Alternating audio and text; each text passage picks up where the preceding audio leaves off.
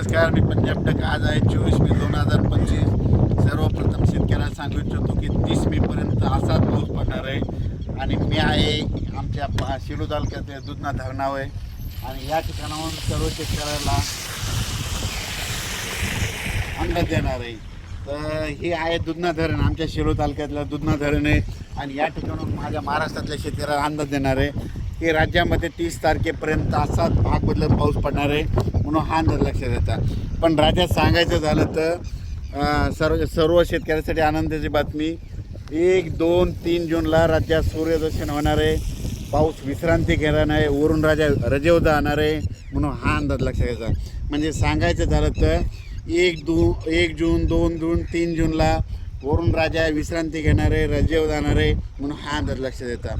माझी सर्व शेतकऱ्याला विनंती आहे की 1, 2, 3 जूनच्या नंतर ऊन पाडल्याच्या नंतर तुम्ही काय करा, तुम्ही संपूर्ण शेताची कामे आटपून घ्या. कारण की त्यावेळेस उघाड पडणार आहे. नंतर परत 5-6 जूनच्या नंतर थोडं तुरळक कुठेतरी पाऊस चालू राहील.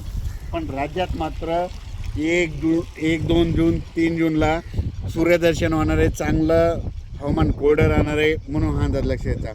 पण राज्यात मात्र आता 27, 28 आणि 29 मेला म्हणतं ठिकठिकाणी मुसळधार पाऊस पडणार आहे, भाग बदलत पडणार आहे, म्हणून हा अंदाज लक्षात येतात. राज्यात दररोज वेगवेगळ्या भागात 2-2 दिवस पाऊस मुक्काम करत जाणार आहे, म्हणून हा अंदाज लक्षात येतात. पण राज्यात मात्र 30 मेपर्यंत असंच पावसाचं वातावरण राहणार आहे, म्हणून हा अंदाज लक्षात येतात. अचानक वातावरण बदल झाला तर लगेच एक मेसेज दिला जाईल. धन्यवाद. हे पाहू शकता, हे आमचं दुधना धरण आहे. म्हणजे सेलू तालुक्यातील लहान भाग होणार आहे, हे आमचं हे धरण आहे. आणि या धरणात देखील पाणी यायला सुरुवात झाली, पाहू शकता. पण राज्यात मात्र सर्व शेतकऱ्यासाठी आनंदाची बातमी, 1 जून, 2 जून, 3 जूनला सूर्यदर्शन होणार आहे, म्हणून हा अंदाज लक्षात यायचा. म्हणजे वरून राजा विश्रांती घेणार आहे, शेतकऱ्याला कामं करण्यासाठी विश्रांती घेणार आहे, म्हणून सर्व शेतकऱ्यांनी हा अंदाज लक्षात येत आहे. मी आहे जालन्याकडे जात आहे आणि परतूर मार्गे जात असल्यामुळं या दुधना धरणावरून हे शेतकऱ्यासाठी अंदाज दिलेला आहे. धन्यवाद.